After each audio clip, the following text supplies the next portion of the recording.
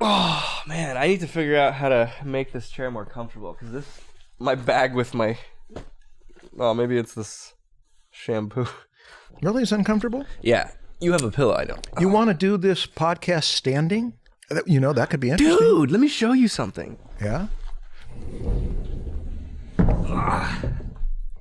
A fluid stance. What's it do? This is for my standing desk. Yeah? And I don't know, you probably can't see the bottom, but it's for if you're standing at a standing desk. If you're standing on one leg all the time, it's like unbalanced, but this forces you to balance. That way you're distributing the weight evenly all the time. And you could like do cool tricks and stuff. And I'm really bad at it. You're like the Z-Boys. Yeah, I'm like, let's see if I can do a 360. I don't want this to go down in history and how Stan broke his neck. It's the Draftsmen Show. Yeah. Hey everybody, welcome to the Draftsmen podcast. This is the last episode of It sure is. the Art School Project series. This is number 8 or so. We're deep into it. Oh man, We're at the end. A lot. This is the last stuff we've got to say on the subject for here. Yeah, we've already covered pros and cons of going to school. We've covered all the things that you'd need to replicate that you would get from school if you don't go. All the things we could think of. Yeah, that's true. Yeah. And now we're going to assume you're going to school. Mm-hmm. And how can you make the best of this thing? That's what it's going to be about. How do you make the best of art school? You're going to go. Yeah, your daddy said, no, bro, you going. You're going to school. And you're like, okay, Dad, but I need to watch this Draftsman podcast first so I know how to do it right. Yeah. Marshall and Stan said, you going to ask me how I'm doing? Oh, yeah, shit. Sorry. I was thinking about Scott Flanders' sculpture. Oh, yeah, here. Scott Flanders sculpted that. Yeah, I think he wanted to name that little kid Marshall. Did he really? Well, that's Yeah. nice because that's a cool looking evil beast that just brings out the part of me that will grab a hatchet and hack my way through whatever it is that's in my way. Yeah. No, I'm not talking about the little kid. There's a little Oh, the little kid. little Well, boy. well, okay, that's all right. I'm the sweet, lovable little brother, the older Is that what he warrior said? brother. Yeah. Yeah, he wanted to. I was like, "What's his name?" He's like, "I think name him Marshall." Well, my older brother was and is a warrior type, so I'm happy to be the one who gets protected by the evil beast who carries around the hatchet, etc. Yeah. Do you remember why Scott Flanders wanted to name him Marshall? No. It's because of the connection with Marshall and Bernie Wrightson. Oh yeah. Oh, that's right. Yeah. Oh, so the creature's Bernie, Yeah. That's great. or it's just the The swamp embodiment of Bernie's creation. Because he told a story about being inspired by seeing you introduce Bernie Wrightson in like a panel. Did he? Was he? Well, that was a long time ago. So Scott was there? Yeah. How about that? That's great to hear. thing. You make an impact on people even when you don't know it. Isn't that a great feeling? Wow, Marshall. Sure is great to be here armchair philosophizing with you. Thank you. Waffle sizing. Do we have any credentials for doing this? I have a master's in going to art school. Really? Do you really need credentials, Marshall? Do you need a degree to be able to teach people about going to art school? The answer is no, but we're going to take the other tech. You went to art school, right? I did. I went to art Tell school, us but about it. not one with a degree. It was a non-degreed Yeah. art school, It was an atelier, an atelier. Okay. the type that teaches you skills. 10 or 11 years. And it was a good experience. It was a wonderful experience. Okay, that's great. It provided me with pretty much almost all of the things that we've been talking about that art schools provide you. in the I past. did not go to 8, an 9 art episodes. school. I went to a community college that had an art department, and I did not get everything I needed. But I got some very valuable things there. And what I didn't get, that school invited me back when I was 26. And I've been teaching there ever since, even without a degree, but teaching students at that school and also teaching things that I didn't get in the school, but that I'm contributing now with other teachers. So the students do get that there. Mm-hmm. And I've taught well over 3,000 class Oh, sessions. jeez, I thought you were about to say 3,000 years. 3,000. I was like, are you making that joke? You don't I don't even have to understand. make it. I'm old. And then you said classes up. I thought over 3,000 class sessions, and I think it's closer to 4,000 in university, in art school, in junior college, and also in all sorts of other places. 3,000 specialty classes. schools. So I spent a lot of time. I spent most of my adult life in college classrooms as a teacher for the enjoyment of it. I never taught a class that I wasn't interested in and just loved the subject. And it's still that way. I say no to classes that I don't want to teach, and I say yes as much as I can to the classes I do want to teach. And I love the classroom, and I love being in school, and I am envious of students.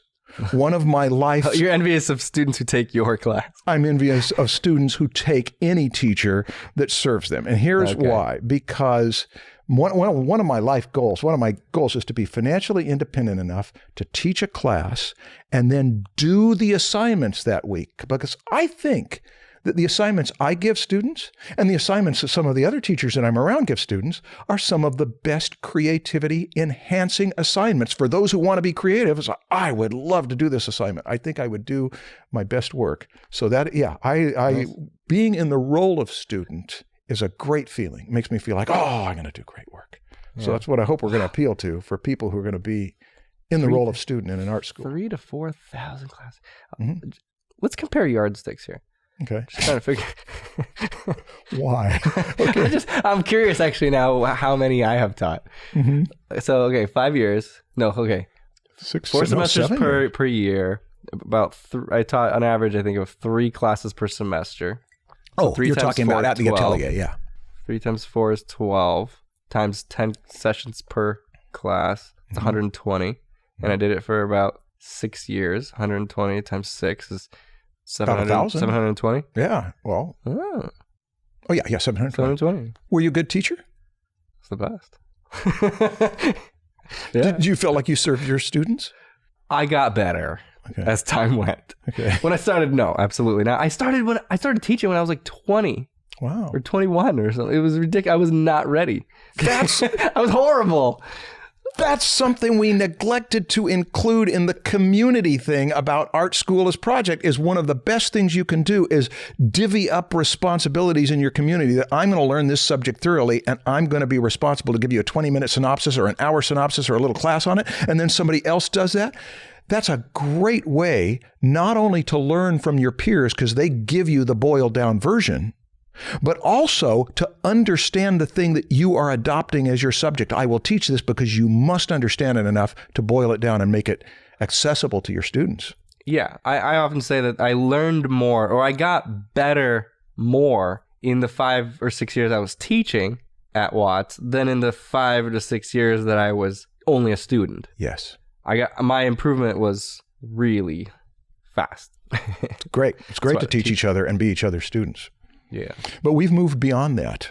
Yeah. Now we say you are going to go off. Yeah, you're going to the school. Yeah, you're going to go to school, bro. Yeah, you may think you're going to get it here at home among your loving family, but no, you're going to go out there into the real world and go to school. I'm your dad, and I'm going to tell you, you're getting that degree. Yeah. Okay. I'm paying for it. You're going. Well, granted. So now you, little Marshall. Don't forget your lunchbox and thermos. Yeah, little Marshall. What advice would you give? We're going to give the advice that we can. Well, obviously, other people are going to give advice in the comments, and there are many voices on this. Yeah. We're going to hope to point you to some of those voices on this. What's the first thing you would give advice to a student who says, I'm going to go to an art school? Well, the first thing is choose a good one. Okay, that's a good place to start. Choose well. Yeah, choose well. There is no point of going to a bad school. It's a waste of time, a waste of money. You're just going to regret it. So, how does one choose well? Oh, there's so many things. The first thing you do, you start just researching, whether it's online or you actually go to the schools, take tours, talk to students, ask them about their experience. There's a lot of things. Let's start with the researching online thing. Tell us, well, I can think of some good and bad of researching online. Okay. Is that when you are researching online, one of the main things you will get is the school's advertisements. which means that there is a vested Right. interest that we're pitching that we want you to spend your money here. Yeah, and we let got us the show. best marketing team. Yes, that's right. The best marketing team can bring you in. Oh, there's stories about that with the school that just went out of business a year ago that had a bitter trail of embittered Why students. did you just say the name? Because They're out of business. they're out of business. But I knew a number of students, I knew a lot of students who taught in that. And that school did hire me a bunch of times to come in as a visiting lecturer. And there were good people in those schools, good students and good teachers and administrators. But the school itself had this rapacious reputation. And they made move after move after move that made more money for them and more. Is it the one that had a reputation of being more of a real estate company than a school? No, that's another one. It's a different one. Yeah. Okay. But now here's the point, though. People flocked to that school because they had good marketing teams. Yeah. And there's another thing is that some schools win awards and everybody says this school is great and they have that reputation. And then when the school turns to crap from within, they still got that reputation, and the latest knowledge is not the knowledge that hits the mainstream. Okay, so search engines. when you do your research, go beyond the website of the school. Absolutely. Where to then? You got to be creative. Go to Instagram and click on whoever's at the school, and they have the geolocation thing turned on. They're posting from that school. Yeah. Click on it, look at the posts, message them. They are students of the school, Ringling, let's say. Message them like, how you like the school? And just start talking to the students. Yeah. Ask them questions. Hey, should I go? I'm thinking about taking this program. Look up the teachers. Ask the teachers if they should go. Yes.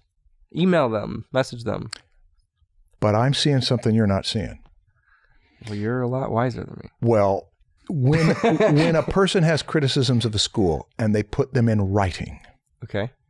that can be a problem for the person who put it in writing, especially if they are teaching at the school. Do you know what I mean? Sure. It can be used as leverage against them. And so one thing you definitely want to do is talk with students who have recently graduated, talk with students who are there but not necessarily in their first year. Oh, actually, any of the students. You want to talk with the clients to see whether they are happy with the supplier. And consider that you may be asking somebody something that they cannot put themselves at risk. Yeah, then to tell talk you to the their students. thoughts. Don't Yeah. talk. I mean, you can still try to ask the instructors, but talk to the students. Go on LinkedIn and search for who graduated from the school. Yes. And message them. And if you creative. sense rumors, if you sense gossipy rumors, chase those, because those are going to be the ones that can keep you from investing. I can tell you that I've had experiences where I was going to invest, so not in school, but in a place, and was at the point of doing it, and somebody said, "Why?" And they explained to me why you shouldn't, and it pivoted my life around in the other direction, because everybody was saying, no, it's good. No, it's good. No, it's good. And they weren't telling me the truth. And so I had to have somebody who said, I'm going to sit down and give you a come to Jesus talk about the truth of this investment that you're going to make. And it spared me what would have been major life pain. So dig deep. Yes, dig deep, because this is a big deal. Yeah. You're going to invest 4 years of your life, and you want to hear what the people who really know the inside have to say. And do research on all the teachers. If you're, let's say, going to an art school and you're going to take specifically like environmental design or something, you got a very specific path, look at the teachers that you know you're going to have, because they're going to teach most of the classes you're going to take, and see if they are good teachers. See if they're good artists. Do you want to train with these people? And compare it to another school who are their teachers, and pick the best one. That's just one more factor, is pick the best teachers. That is a big deal, because your teachers have so much to do with it. Let me mention this. The people who are going to be closest to it are the recent graduates or the recent people who have left it, because the faculty can change. Part-time faculty turn over constantly, which also, when part-time faculty turn over constantly, that is something to look at. Why? Do they leave? Do they get forced out? Are they seen as competition? What's behind that? But it's the people who've been there recently who can tell you the most. If you talk to someone that went there 10 years ago, it doesn't matter. They could be a completely different school today. Yeah. You can. Here's a good question for former students or for graduates. Would you do it again? Knowing what you know, would you have gone through this again? Because most people are going to say some nice things and maybe have some criticism. So the criticism is, if you did it again, you, having recently come out of this school, what would you do differently? And you may get more from them than you're going to get from me and Stan, because they're fresh with it. The emotions are still connected with it. Here's what I would do differently. You're going to get it from them. Right. What about touring? Did you tour schools before? Did you? Yeah. Well, I only toured one, and I went there. What sold you on it? The art on the walls was like, oh, okay, yeah, that's what I want to do. I was like touring a museum. Yeah. And it was mostly student work. Yeah. There's some teacher work, but they put the student work on the walls as well. Yeah. It was small and intimate. And I could tell that, like, okay, these rooms look like they're serious. They're used. People do work here. Yeah. What else? Anything else? Jeff gave us, me and my mom went, and Jeff Watts gave us a tour, and he's good at talking. He convinced me. He's a good salesman. Yeah. But as far as touring any school, go there when class is in session and actually sit in on a class. I know when I was in class there, I saw some people sitting in occasionally. I think that's a great idea because you get to actually experience it without your initial investment. I don't know if colleges allow that sort of thing. Yes, to one degree or another, yes, they do. Okay. They do a little. Okay. It depends on the college. Yeah. Or just go to the school and just walk around. Go there don't go during the summer when there's nobody there. Go during a semester, during the time when students are walking around, and look at the environment, look at the culture there, and see if you fit in. Is this a place I want to be? Yeah. And this takes some discernment because you're picking up emotional temperature in a way. Tours are always designed to show the best. Right. And if you sense that everybody's on their best behavior because there's a tour going on, they know that they better be on their best behavior, that's not a good sign. Yeah, just go. A good sign is to see whether you hear laughter. If there is laughter regularly around the campus and it's happening when they don't even know you're there, that's a good sign typically. Yeah. In the end, ask yourself, what am I getting for the money? And can I get it better somewhere else? Or cheaper somewhere else. Or cheaper. Or ideally cheaper or better. But if you can't, you say, I can't get it cheaper and I can't get it better. This is the place. And I feel like the temperature that I'm taking of this place ethically, emotionally, is a place that I feel like I'd like to go into here. That's something to at least look at and discuss with people who could protect you in case it's a big mistake. When you say, what do I get for the money?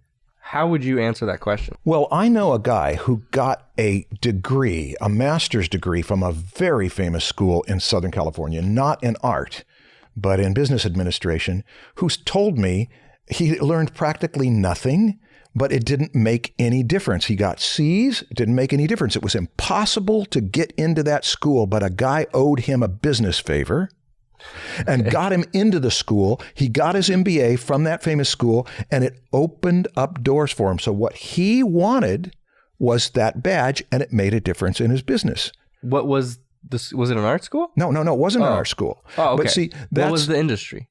Business, master's in business administration, MBA. That degree was very valuable because that's a badge that people pay attention to because of that school that it's from. Okay, that's an example of what that guy got.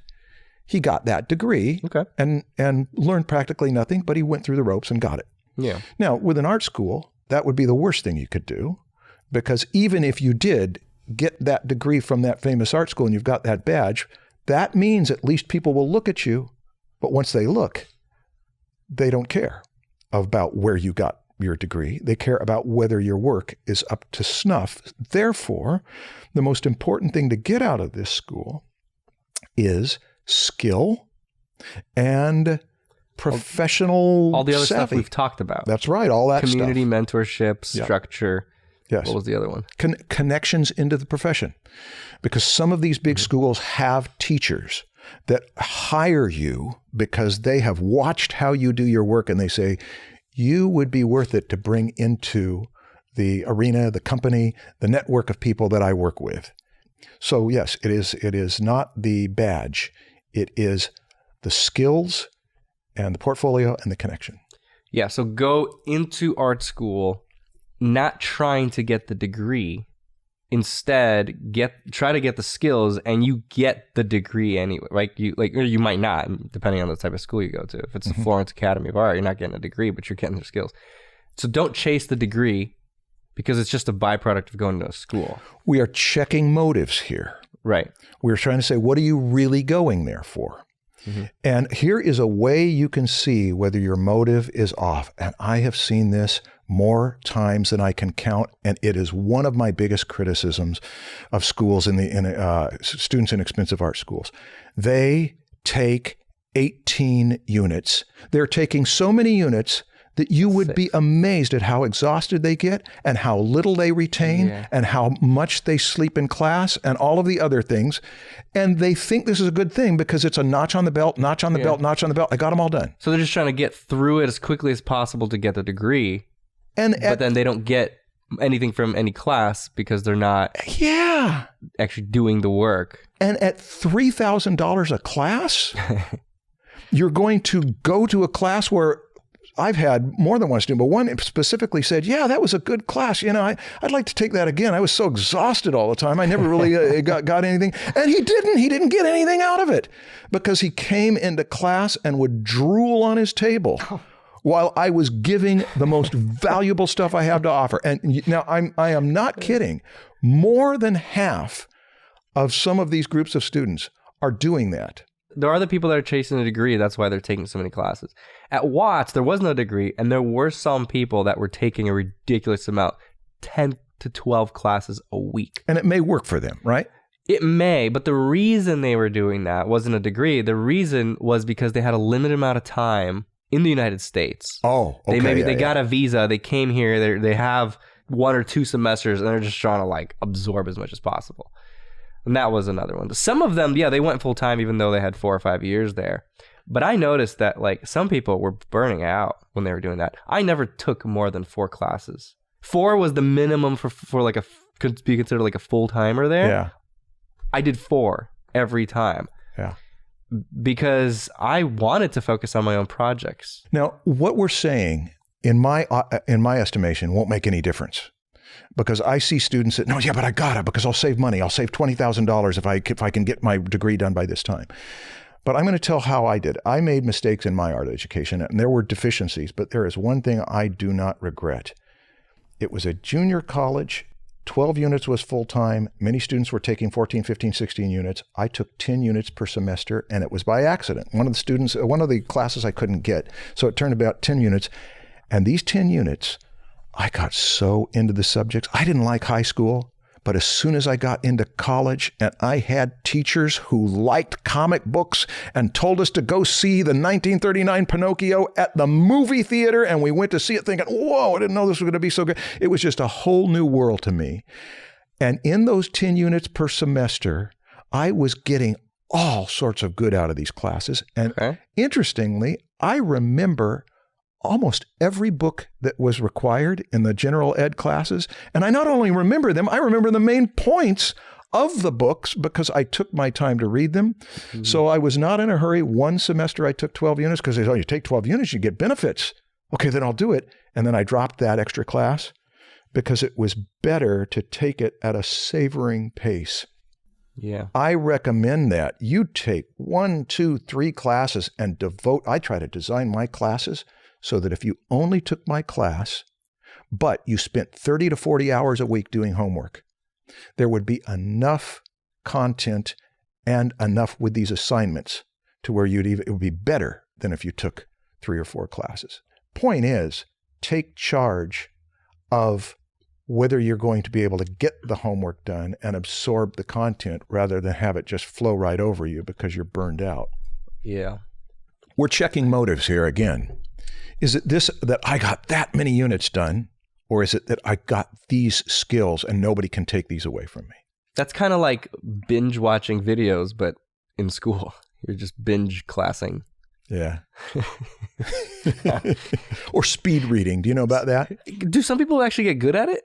Speed reading has its advantages. Okay. There was the Evelyn Wood speed. That's a bad analogy. Well, the Evelyn Wood speed reading course was one of the most popular, and you could read a book in an hour, and there was all this, and it really went ballistic. But then somebody pointed out that speed reading is like speed eating. Why not just enjoy the book and take it at a separate pace? You can choose which one you're doing. Right. You don't have to always speed eat if you know how to speed eat. But if you're late for a class, you have 2 minutes to eat. What is the test for whether you took too many units? If you have time to not rush to do everything required of you, plus everything you are also motivated to do on top of that. And I would say that if it was a course of intellectual discipline, content history course, talk to me about what you learned.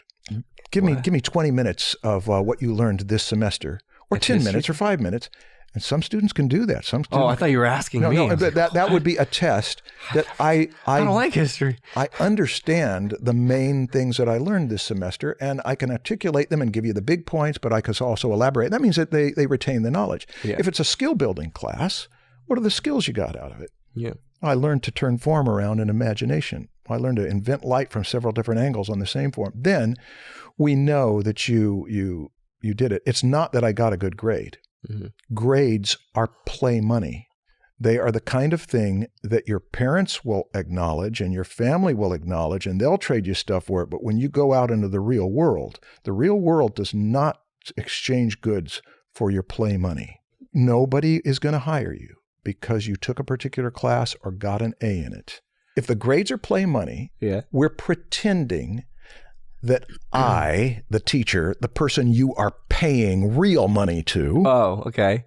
I'm going to pretend like this grade is money and see whether you deserve it. You'll say, I got really valuable play money. And you learned to earn money by being responsible and doing all the things that the class requires. Now, if you've rehearsed that with play money, then you go out to the clients and you treat them the same way, and then you get the real money. Okay. There's also the motive of, while you're in class, learn from your teachers. This is a mistake I made. I had a big ego at one point in my life. Had? Shut up. Yeah, and I mean, you hear other people making excuses for their bad work with, it's my style, that sort of thing. Did you do that? No, I didn't make the style excuse. Okay. I told this story in one of the previous episodes, and I think we cut that episode. Okay. So it was a life drawing class. And typically in a life drawing class, there's a demo, and then all the students just draw, and then the teacher walks around and just helps people as they need help. And it was towards the end of class. I haven't gotten help yet. I'm like really into my drawing. I'm like, man, I'm really rocking this thing. This is a good one today. And Eric's like, hey, man, you need some help? And I'm like, well, do I need it? Is there anything you can help me with? I actually said that. Yeah. Is there anything you see wrong with it? Yeah. And this is pretty early on too, right? Like I'm like maybe like 18. The whole class just started laughing because of how stupid I am. This guy knows it all. Yeah. Oh yeah. This 18-year-old. What did he say? I honestly don't remember if he actually sat down and helped me and was like, yeah, or if he was just like, oh, I guess not. Because when everyone started laughing, I think I realized like, oh shit, and I was just so embarrassed. I don't remember what happened. Just blocked out. Yeah, it turned into a fog, right? Yeah, and if he helped me, I probably wasn't paying attention. So go in there trying to learn. Don't just try to like make good art when you're in class. Your motive is to learn. It's not to produce good art. You might end up with good art, because you're learning principles. And some classes, product-oriented classes, may be aimed at, let's make good art this semester. Those tend to happen later. Do you still get a critique? Yeah. So listen to the critique. Make good art, but then listen to that critique. Don't think like, yeah, I did it. I made good art. Yeah. So the point here is be a good student. Yeah. In fact, the great courses had a course called How to Be a Superstar Student. And I thought, well, that's a good title for a course. And I remember reading the titles or the lectures, and they all seemed like they really came from an understanding that when you are a student, you're in a particular position of, I want to maximize this investment. Right. Now, one of the problems that happens with college students is that they've come out of high school, and high school has got a vibe about it that you have to be there. Yeah. And the teachers are the enemy. And I have had students that my entire energy was to try to help them succeed. And I could never get through the impenetrable wall of, he's a teacher, he's the enemy. So no, I'm your supplier. You're the client. You're paying me money. I want to help you. No, you are in the position of grading me. Therefore, you are the enemy. You can never get through to them because they bring in that energy that makes it impossible for the dance to be enjoyable. But bad students can become good students, and I have seen some bad students become good students. Yeah. And I also want to talk about a particular phenomenon of bad students becoming good students. I know of a student who went to an expensive school and wasted it, got addicted to drugs, failed all the classes, wasted a lot of money, but then came back a decade and a half later and became a champion student. I know a man who had a profession, a successful profession, put it on hold so he could come back to school. And I had him in class, and he was in one of the worst groups I've ever had. And he was the student who cared about everything because he was paying for this with his own money, putting his career on hold, and in his 30s, and recognizes that unlike when we're 18 to 22 and we got the whole world ahead of us, it's important to him. And he was a great student.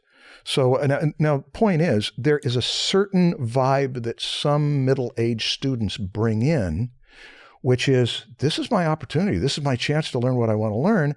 And they care about it so much that everything you put out there is invested in them. Yeah, life can definitely make people really good students. I had a student who was like 70-something taking classes at Watts, and he improved faster than the teenagers. Not because his brain functioned better. It didn't. Right? I mean, tell us, Marshall. Me? Yeah. Oh, I feel like my brain is better than it's ever been. You learn quicker now than when you were a baby? In some ways, I learn quicker now. Yeah, I read come better. on. Well, okay, I know what you mean. Yeah. You've got patterns that it's hard to get out of as you get older. As you get older, you learn slower because of your brain gets worse at new pathways. Robert Sapolsky has a lecture on why some people don't like sushi. And it's along those lines.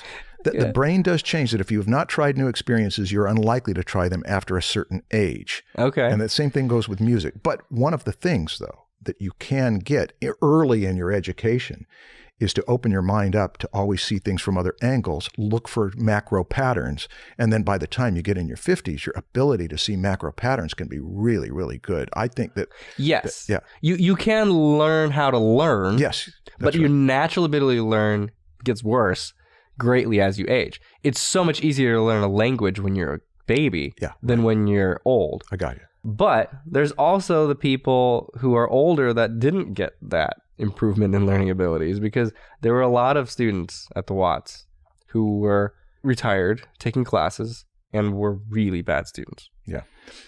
I lost 3 students even the last week for the semester that's about to start. I lost 3 students because I sent them the syllabus, and they were middle-aged students, and they just could not handle the 1920 by 1080 JPEG thing. It's just too much for them. The technical requirements of how you handle it. And it's like, well, How old were they? They're middle-aged or older. One of them was over 50. And it was one of those things that, that's a non-negotiable. But yeah, I've had a number of students who were older that you couldn't teach them anything. They just weren't open. This episode is sponsored by PROKO Drawing Lessons. If you want to learn how to draw, if you want to improve your knowledge of figure drawing and figure anatomy, look no further than PROKO.com.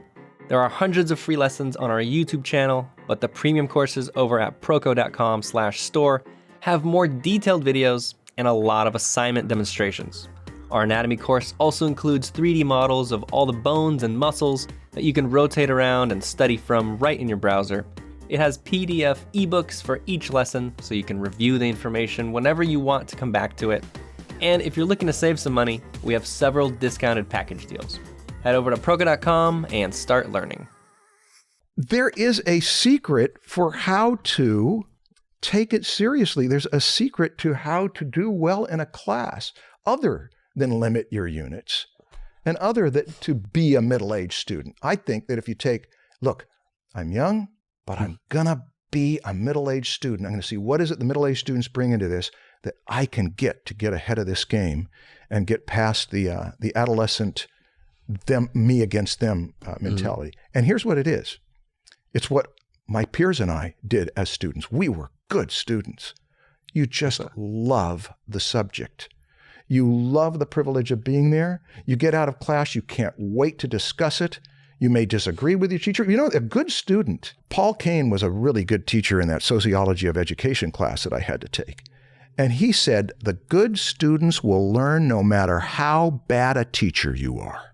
And I remember thinking that through. I thought, I've had some pretty bad teachers, but that didn't mean that when they gave me the topic, I thought, well, what about this? Well, what about this? Well, what about this? And then discuss it with other people and end up being my own teacher. Sounds like an excuse for being a bad teacher. His point was, you are responsible to teach well, but remember, when a student succeeds, you didn't make the success happen. Don Richardson was a great teacher. He is the best teacher I ever personally knew and interacted with. He was a long-time Emmy Award and Peabody Award winning television director, and I studied with him for 4 years.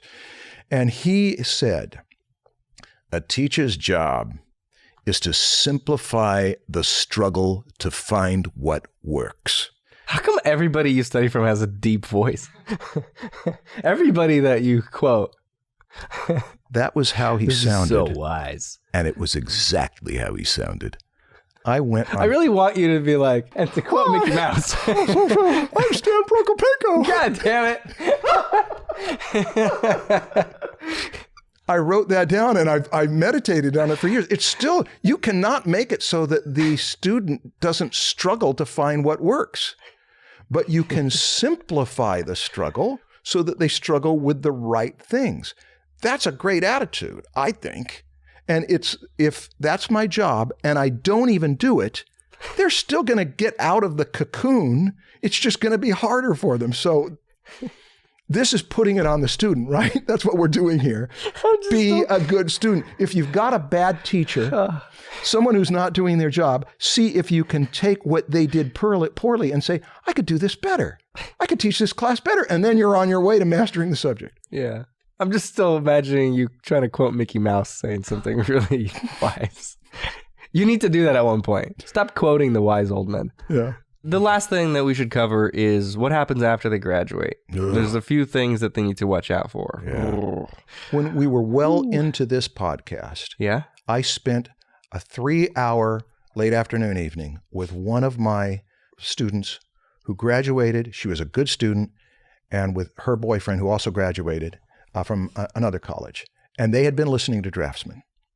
And I said, tell me what you're thinking and what kind of feedback you would give. And they suggested you should do a session on post-graduation depression. What causes post-grad depression? What causes post-grad depression is an expectation that didn't get the result.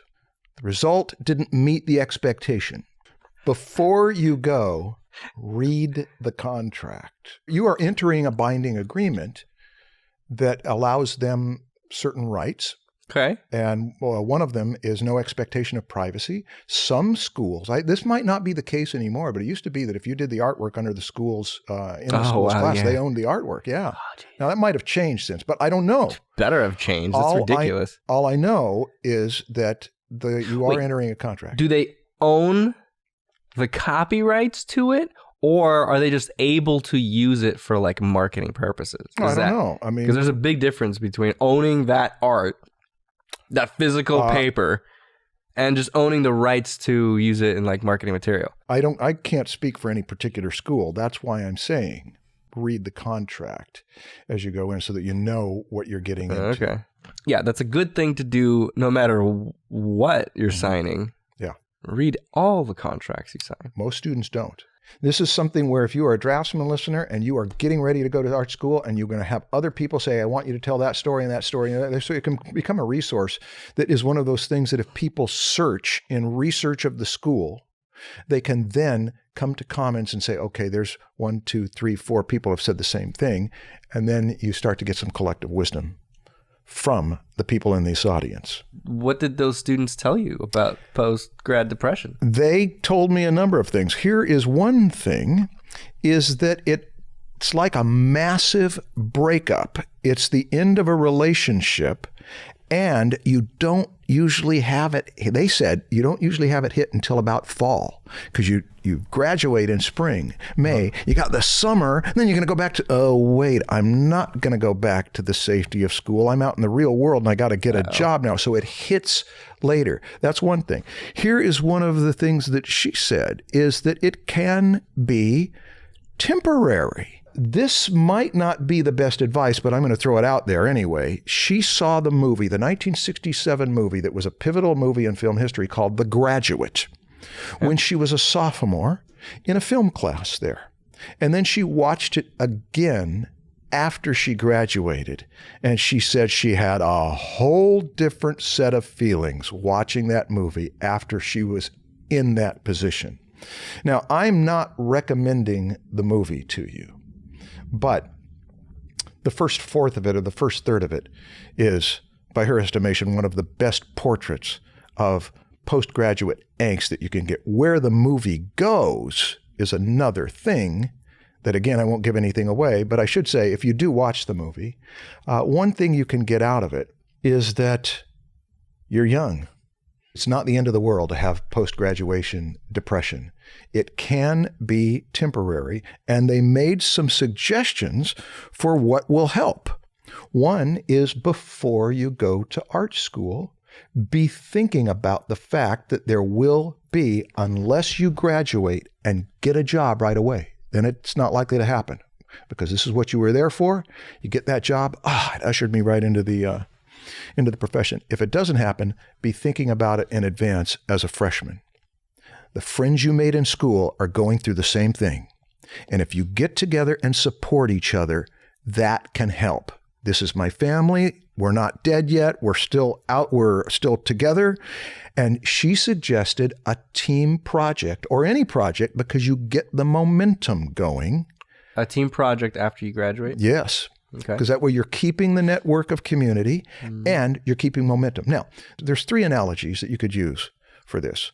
One is that you've got to cross a desert. Another is, he mentioned, an amputated limb. But here's a better one, and I think they came up with this. You're in a blizzard, and you can't tell where you're going to go. You don't know what's ahead. It's really frustrating, and it's difficult and cold, but if you keep moving, you're likely to stay warm. So you've got your team members, you've got your friends, you've got projects. You're also now no longer under the constraints of school. And you can say, I always wished somebody would give me this project in school, and they never did. Now you are going to do your art school as project, only it's not art school as project. It's portfolio pieces project. And this happens often. I did my best portfolio pieces right after I stopped going to school. And a number of people do that. Once school is done, now I'm going to redo my portfolio, and it's going to be a whole new level. And that's the thing that's going to usher me into the profession. But that can help because you're getting busy with something that you now own. Yeah. Yeah, the blizzard thing is good. It's not only that you stay warm, but you're more likely to end up in some town. You're moving forward. Yeah. Yeah. Well, I was going to ask you who typically gets post-grad depression, but I think you kind of answered it. They looked to the school for more than the school will give. Mm-hmm. What happens when you're out of the school and they are no longer there and you're looking for work? Are they going to get you a job? Are they going to connect you with your employer a year after you've graduated? Most students do not get jobs right after they graduate. And some of my best students, including her, she was a great student and she did get jobs. She got freelance jobs but they were just contractual. But I think it was about 2 years after it that she got picked up by a company. It was a great job as a cinematic layout artist for a game company where she got to work in 3 different cinematographer styles for these 3 different games. That company went belly up. She got hired at another one, so she's back in this area. But she was a really good student. It took 2 years before there was a fit for her as a job. And she's one of those ones that I would have guessed you're going to be picked up right after school. Interestingly, her good friend there in college followed right along in the heels, worked at that same company, and then has since gone on to another company. But there's another thing, is that because they kept in contact and they even are applying for the same jobs at the same time, there was a thing where when one gets benefited, the other one gets a benefit. Along the lines of the structure, assuming that your school is going to provide you with that structure, and then when it's done, you don't have it anymore. It's kind of like what I was saying in the structure episode, where even if you go to school, you need to provide yourself with your own structure, because you need to practice doing that, because when you're done, you're not going to have it. That's right. So yes, structure is a benefit of going to school, but you have to have structure even after school. You have to assimilate the structure. Yeah, you got to learn how to do it. Yeah. Also, I think that a little bit of depression can be good. It kind of is along the lines of, being uncomfortable can be good. It's a time for self-reflection? Yeah. I mean, it means that you're not happy with where you are and you need to move forward to make a change, do something about it. It's an emotion that we need to have. I mean, I know I grew up always trying to be happy. It was like, I usually was happy. Just kind of like, oh, sadness, anger, what? No. But like my wife is teaching me that like sadness isn't always bad. Did you see Inside Out? Yeah, I was just going to mention Inside Out. Like, so there's such good lessons in that. Yeah. Sadness is what brought her parents to support her and gain the connection with her parents. It's because she was sad when she didn't win the championship or something like that. And she got that bond with her parents. Mm-hmm. And it led her back. Led her back to her parents. Yeah. Shouldn't even mention that. But that was, I loved that movie. I thought it was a wonderful theme. Really well done. Yeah. So being emotionally mature isn't just about being happy all the time. It's about being able to use all your emotions to guide you through life. There's empathy where you're able to connect with people around you better because you can connect with that sadness. It's listening to what the emotion is telling you. It's there for a reason. Emotion can be a kind of intelligence, a kind of pay attention to this. Why are you feeling this? What is it that you can need to do that you're not doing? Yeah. You want to cry together for a little bit? I wouldn't mind doing a crying session some point if you're really up to it, but we've got to get prepared, and we have to have a little time afterwards to come down from it. Have you done that before? Oh yeah. You've had crying sessions with people? Oh no, I've never. Well, let me think. This is such a Southern California thing. It's like, let's go to yoga class and then have a cry session. It is a very Southern, but it might be a really good thing. They do laughing sessions, laughing yoga, and that kind of thing. About it, right? Hot yoga, cry yoga, laugh yoga. There is a lot to some of those things. Oh Jesus. Oh man. Well, there's not just post-grad depression. There's another post-grad debt-pression. Oh, you coined a new term. Post-grad debt-pression. Depression. You had more to say about debt-pression. I've never been in. Well, oh my God, I'm in so much debt right now. Whoa! Revelation! It just came to me. Oh my God.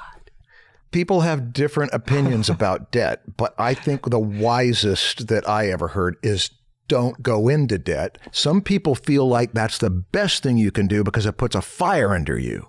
So if you are a gambler and you say, I just love the feeling of gambling, then yeah, go into debt to get that art education. But I don't recommend it. Wait, have you ever been in, you didn't have student loans. You only went to community college, right? I didn't have any student debt. Okay. Yeah, me either. My parents pay for all my education. No, I'm just kidding. Not all of it. They paid for the first 3 or 4 years. Mm-hmm.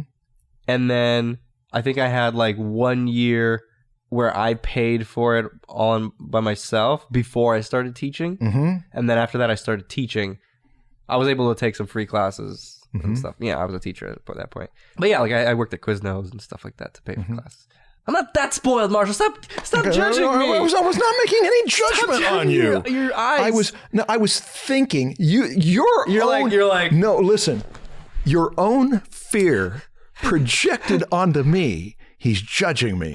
When the thing that was going, little brat. The thing that His was going parents. through my mind is, does Stan have anything more to say about this? Because I can tell that was worth bringing up, that when you graduate and you are facing years of debt, that is going to increase the depression.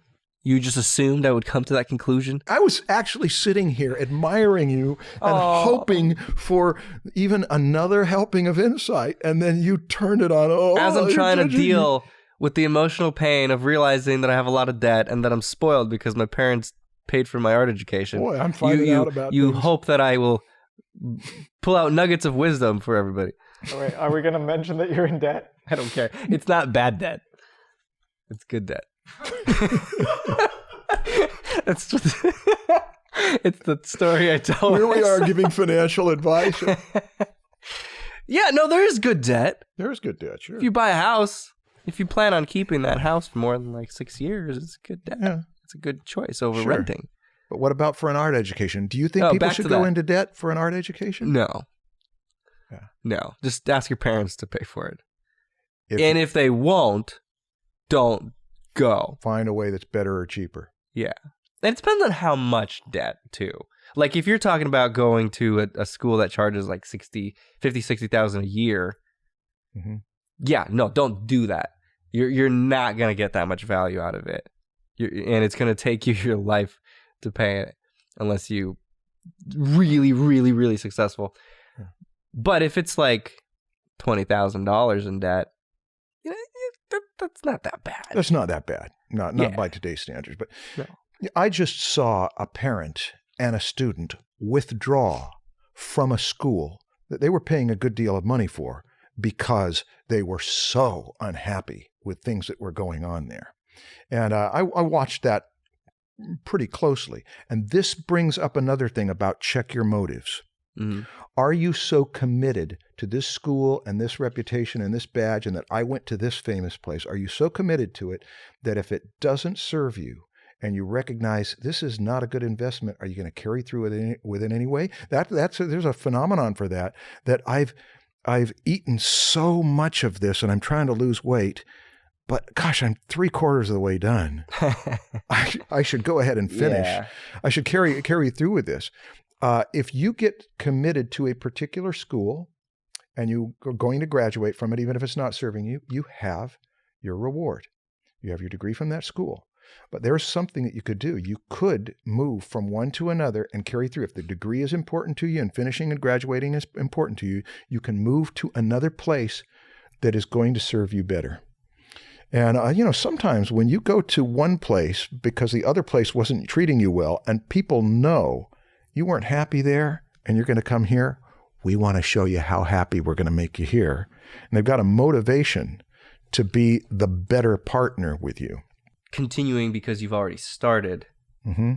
I think, is it Steve Godin? No, Seth Godin. Seth Godin, that talks about when you make a decision, it shouldn't be based on what you've already done. Everything that already happened, it happened. You can't change it. So now make your decision based on what's going to happen if you keep doing this.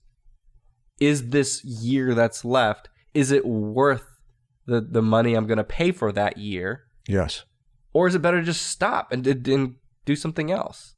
That's advice to if you're going to go to an art school. You might find out a year into it that another place was better. I'm not going to name this school, but this was an interesting thing. I always ask when I go into professional environments, where did you go to school? How did you get your education?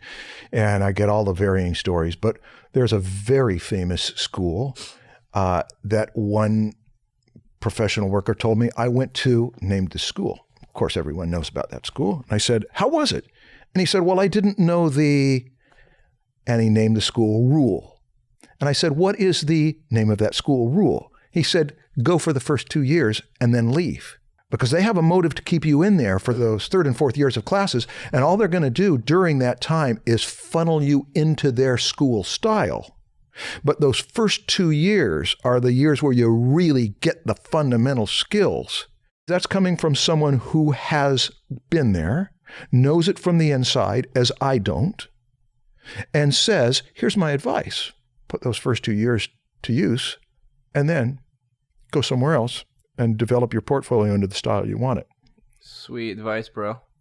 If you're in an art school, or if you're about to be in an art school, you make the decision whether this is a good supplier.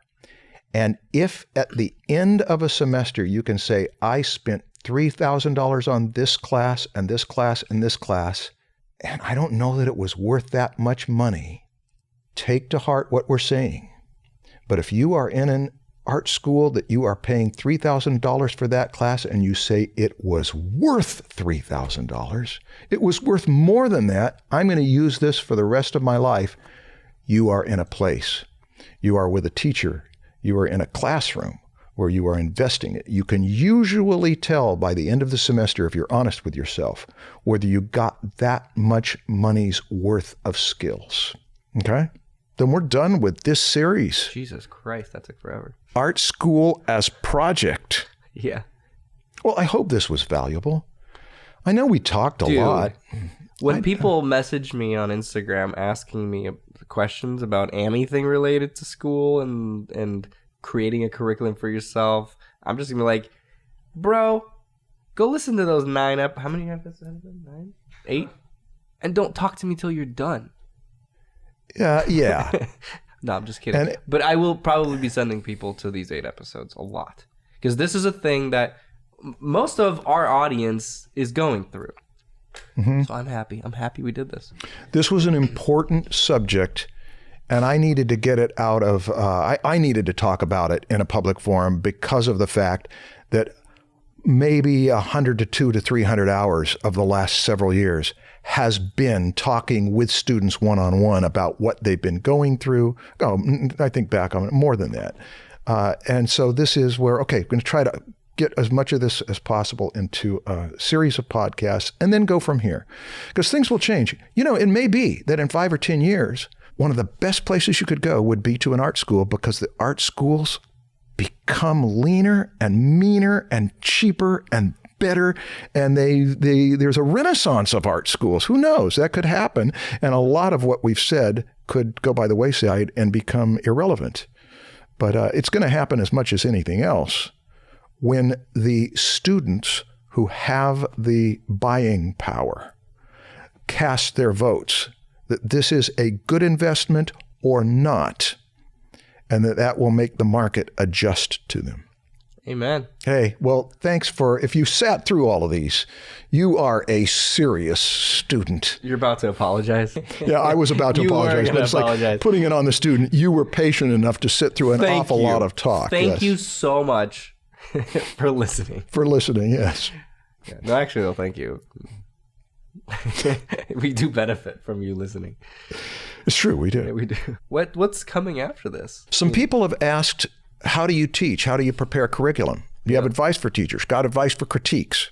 And say, what are some good guidelines for critiques? Mm-hmm. Talk about how we've evolved as teachers. Big difference between teaching online and teaching in a classroom. So we can devote maybe at least one episode to things we've learned in teaching. Yeah. Another one is one that came up a lot last season, which is, how do you study composition? Composition is one of the most subjective things. Perspective and anatomy and rendering are objective. They are either correct or not.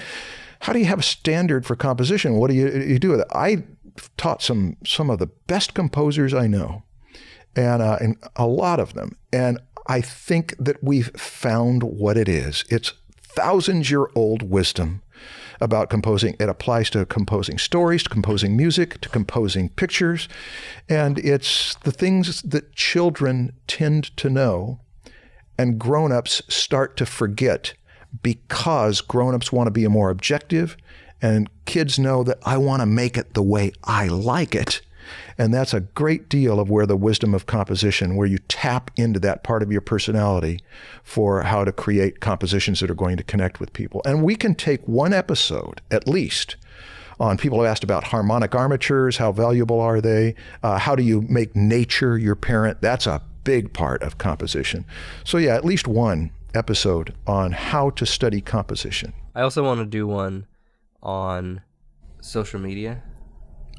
Presenting yourself professionally, I guess, in general. Yeah, you'll have a lot to say about that. Yeah, and hopefully you will too. Maybe not social media, but just presenting yourself, portfolio. Also, art on a budget.